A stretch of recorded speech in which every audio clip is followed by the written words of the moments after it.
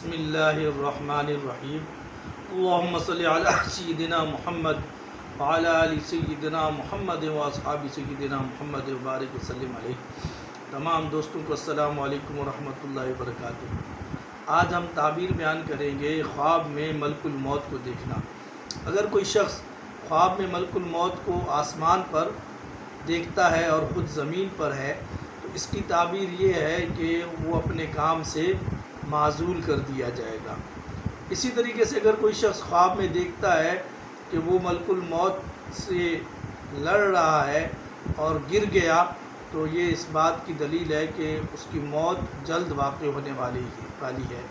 اور اگر اس نے خواب میں ملک الموت کو پچھاڑ دیا تو اس کی تعبیر یہ ہے کہ وہ بیمار ہوگا اور اس کے بعد اللہ تعالیٰ اس کو جلد شفا عطا فرمائے گا۔ اسی طریقے سے اگر وہ خواب میں دیکھتا ہے کہ ملک الموت نے اس کو کوئی شیرنی دی ہے تو اس کی تعبیر یہ ہے کہ اس کی روح آسانی سے نکالی جائے گی، یعنی ملک الموت اس کی روح کو آسانی سے قبض کرے گا۔